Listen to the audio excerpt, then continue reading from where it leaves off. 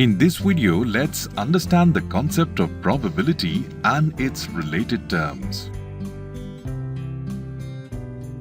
Probability theory helps us to understand the degree of uncertainty of an event.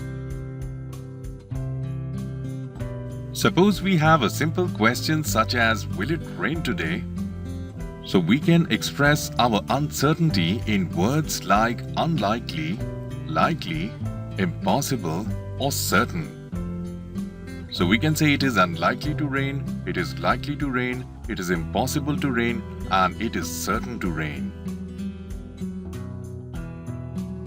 Probability of occurrence of an event is between the range 0 to 1.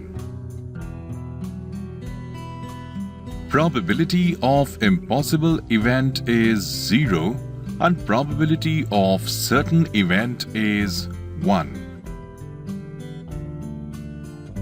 For example, if we take an event of sun rising in the east on a specific day,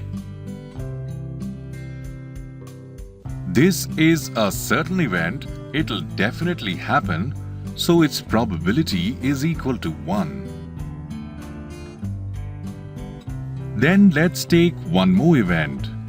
Age of daughter is higher than that of mother. This is an impossible event and probability of this event is equal to 0. Between impossible and certain events, we have other situations also.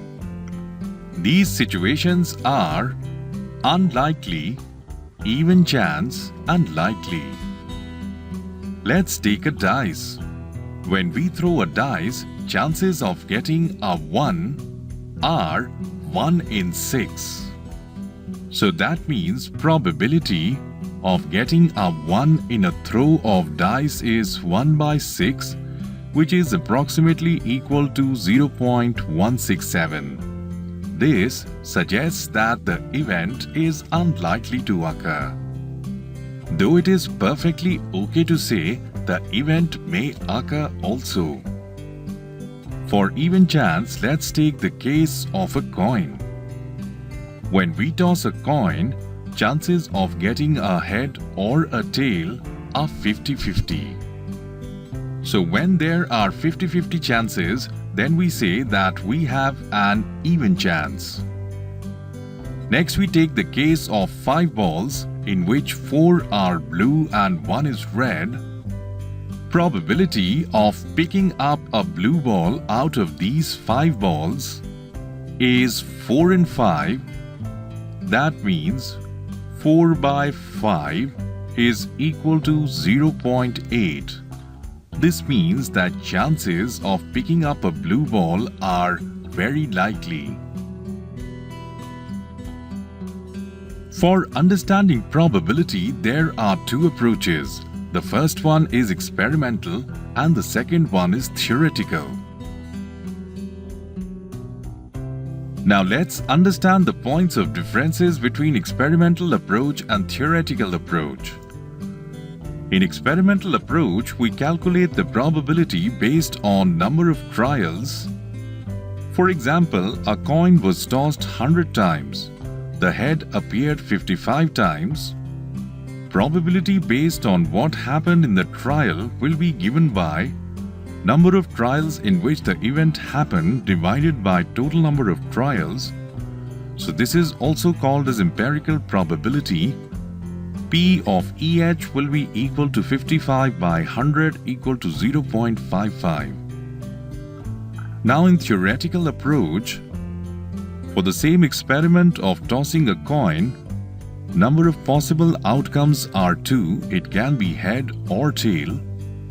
And favorable outcome here is H, whose number is 1. Probability based on theoretical value will be number of favorable outcomes divided by number of possibilities. So theoretical probability P of EH is equal to 1 by 2 equal to 0.50. So we can summarize, experimental probability is calculated based on data whereas theoretical probability is calculated based on possibilities. Modern probability theory is credited to two French mathematicians.